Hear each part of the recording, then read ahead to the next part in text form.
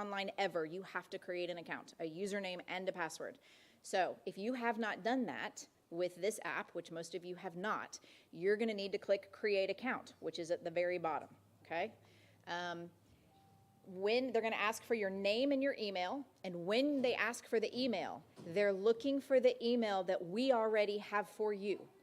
Okay, so I want you to think about which email you receive information from CrossWay, because that's the only one that works for them. That's the only way they know who you are. Okay, if you do not have an email in again, or you type that in and it comes back and says, we don't have an email associated with that, a person associated with that email, come see one of us. So then you are going to put in your name, your email, and you are going to check your email. It is going to look like it came from me, because I don't know, I'm the one who did it. So it will look like it came from me. It will say, create your CrossWay Church Breeze account. You are invited. All right, here's the catch. In Gmail, it's going to land in promotions. I almost would bet money. Okay, in your other email, it may land in spam. So you're just going to have to look for it. Okay, and we can help you do that tonight. Once you click on the email, you're going to see Breeze. You're invited, and scroll down. You see a create your login. That's what you're going for. Okay. Once you do that, you're going to put in your username. You make up a username. It's not one that they're looking for. If this is your first time in, type your first name, and if that one isn't already taken, they will take it. Okay? Just make it simple, something that you remember. I don't know that you'll ever have to type it in again, because you tend to stay logged in on your phone, and then create a password. This is where you land. Now, because we have TV screens and not really big projection screens, I have had to take tiny snippets, like this is a third of the screen on my phone, and blow it up. When you land on something that they call dashboard, you can customize it to see what you want. Upcoming events is one of them that is available, a link to your profile. We're going to go through what you can see, but you're going to get a list of things that are coming up in the next few weeks, okay?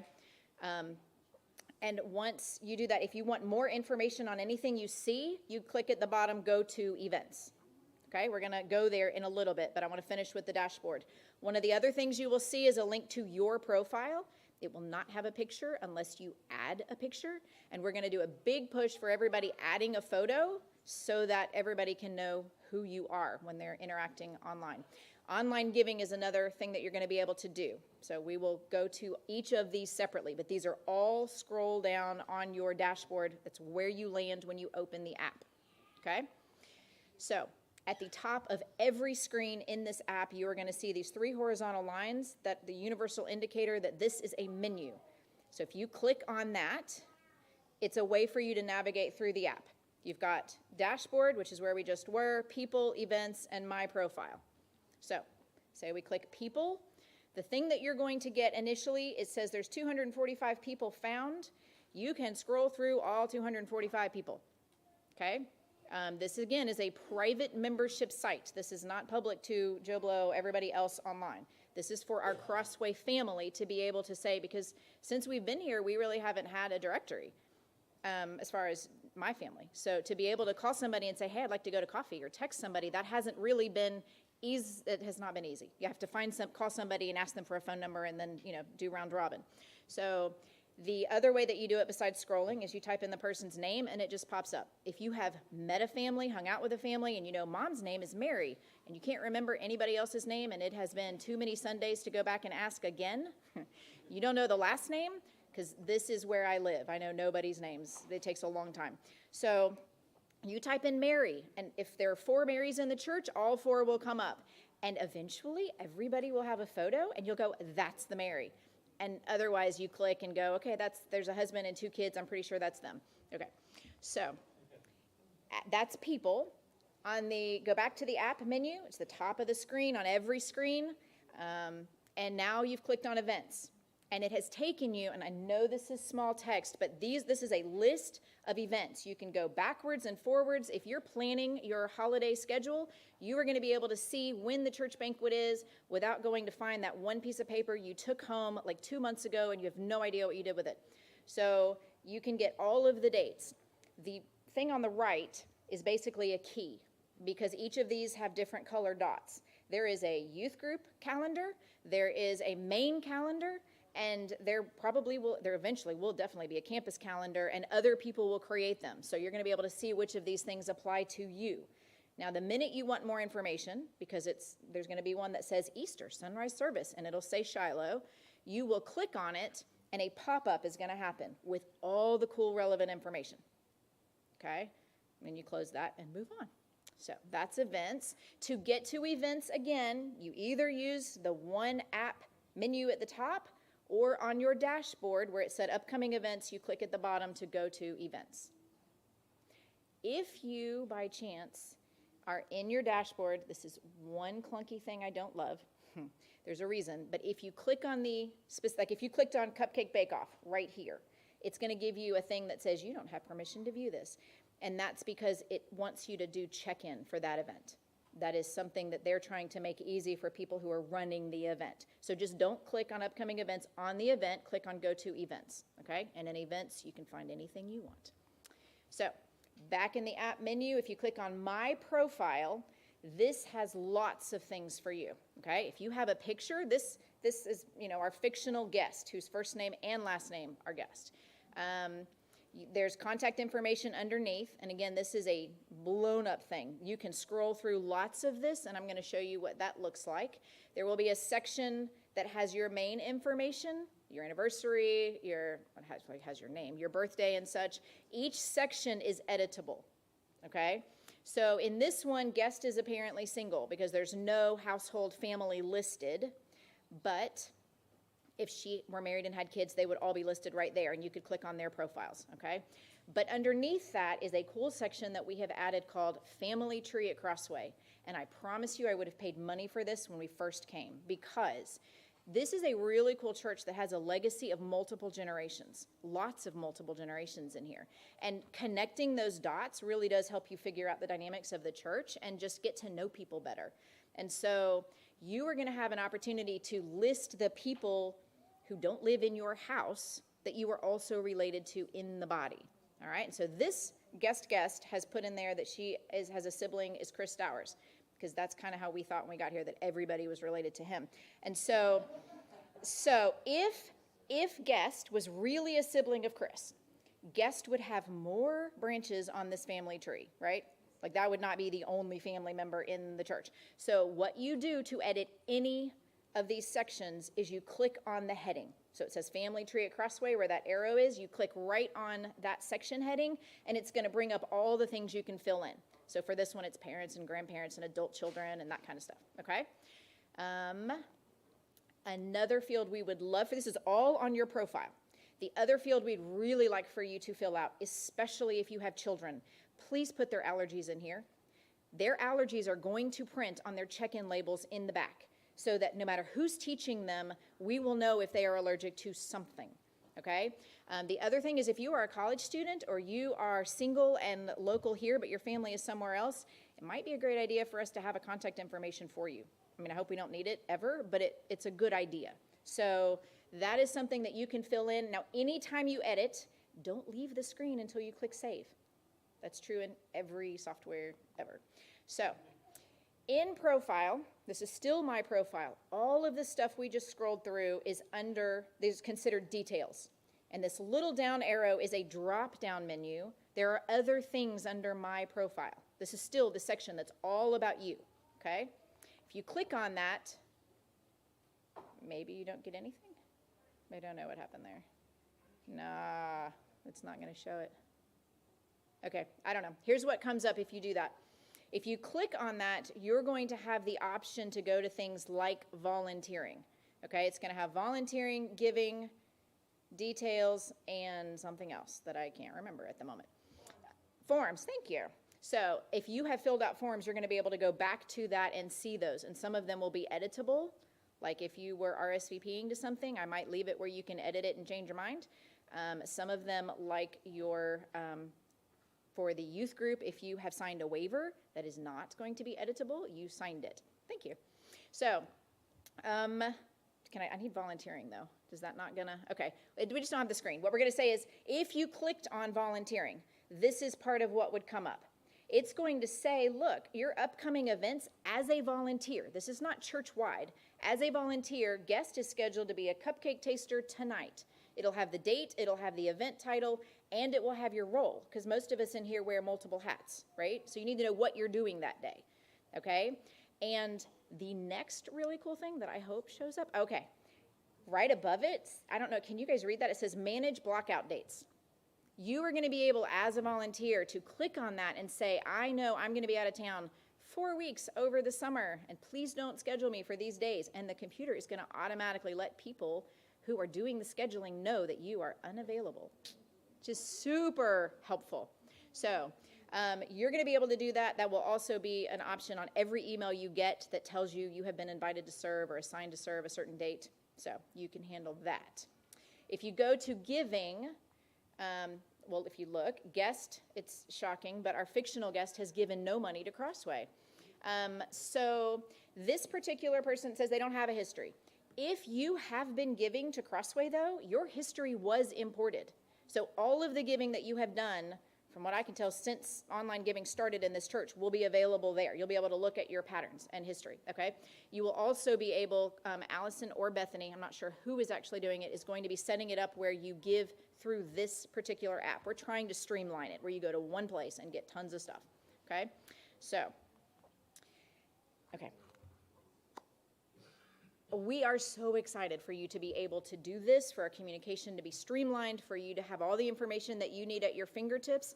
There are going to be people here while we're doing cupcakes who will help you make your account, figure out what you're doing, whatever, play around in it, ask your questions. There, come to me, come to Bryce. I don't see him. He raised his hand. I don't know if y'all know him. Bryce is over here. John or Bethany. All of us are available to help you. And my guess is, if you've been sitting here kind of bored, because you already did this like 2 weeks ago when I sent the first invitation, you have family members here who don't know what they're doing. So please notice who looks confused and help your friends, right?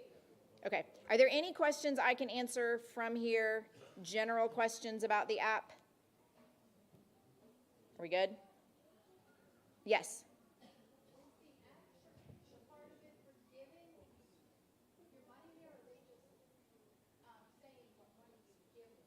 Okay, right now it is just your history. Bethany and Allison are going to be setting it up where you can actually give online through the app. That is going to be the plan. And so I think you can do it from your dashboard. It's going to give you an option right on the first thing you land on. Giving is one of those options. So all of it, we will let you know when it has shifted, okay?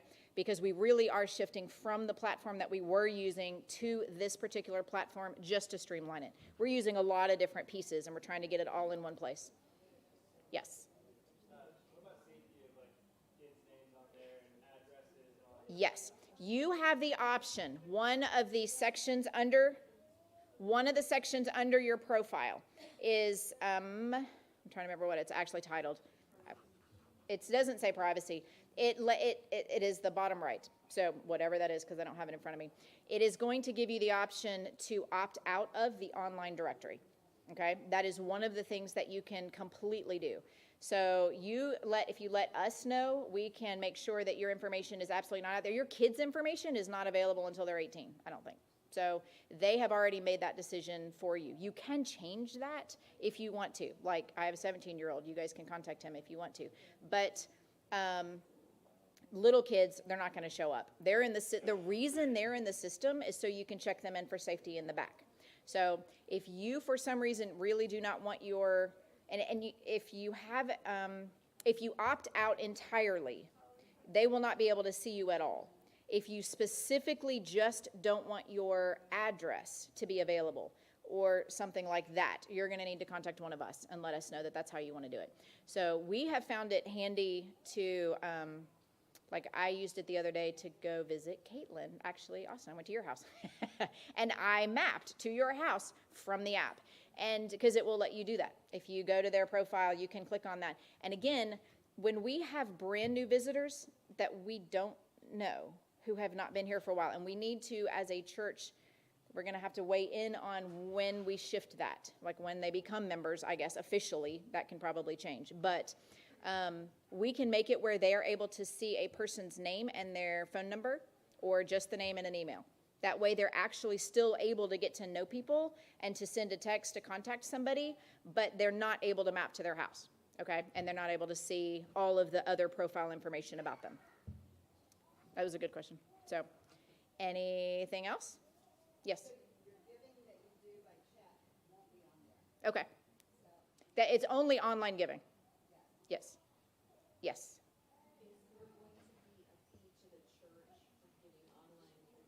There is going to be, it's a standard fee. There's no, I don't think anybody does it for free. I mean, it's an expensive thing that they have to keep updated for security. So there is no way to do that. There is a way for you to select, just like there is in what we're currently using, there is a way for you to select that you want to pay that cost. So if you wanted to donate $100, you're going to donate $102 or whatever the actual, I don't know how much it is, but whatever the actual cost is for that. So, and if you still want to just give by check, that is 100%. I'm sure they take cash and checks every week. But then you will not have, you will not have the history for that. So if you want to be able to download that and look at it yourself. Any other questions? You can see us after this. So if you have more questions, come see me. We are super excited. Put in your profile photos. One more thing. If you click profile, your picture, because you actually want to put your picture in there, you're going to get a bunch of squares. If you're on your phone, just scroll down, because then it says upload image. If you scroll down. What? I can't hear you. Or turn it sideways. See, I haven't tried it. Okay, very cool. Turn it sideways. All right. Good, that's great. All right, so guys, remember, as we grow bigger and bigger, we need better ways to communicate. That's why we want to really have everyone involved with this so that we can communicate with each other. When there was 30 people, it was really easy. When there's 150, 200, whatever, it's not so easy. So make sure all of you get involved with this. Help us out. So if get it set up tonight, because we have this planned time set up so you can get it done. If you're having trouble, talk to some of the young people and they'll show you how to do it. I may talk to some myself. But what I want to do is get our cupcake thing started. So this is the way it's going to be done. So we're going to go through, there's a lot of children here. We'll let those go through first because they're anxiously waiting their cupcakes. The way these are set up is they're cut, I think, in quarters or something like that. So there are a lot of cupcakes, but there's a lot of people, all right? So if you sampled every one of the cupcakes, there wouldn't be very many people get to sample them all. So what we want you to do is pick 3 or 4 pieces as you go through there. And that's what you will vote on. And then we'll just figure a way to make this all work out. There's a voting down at the end. You don't have to vote right away. But just get your cupcakes, make a decision, and let other people go up there. In the meantime, fellowship and work on getting this thing set up. So we'll have the young families with the little children go first so they can go through. And then while that's happening, have some great fellowship. But talk to someone you don't know, do something like that. But make sure that you get this thing taken care of so we can all be able to communicate more effectively. Thanks, Jenny and John, and the different people who are putting that together. Appreciate your work. So go ahead, move to the cupcake lane, guys. If you have children and you want to get that done, then after that, people just kind of file in there, okay? Don't go through the line twice, all right? Let everyone get some cupcakes. All right, there you go. Go to it.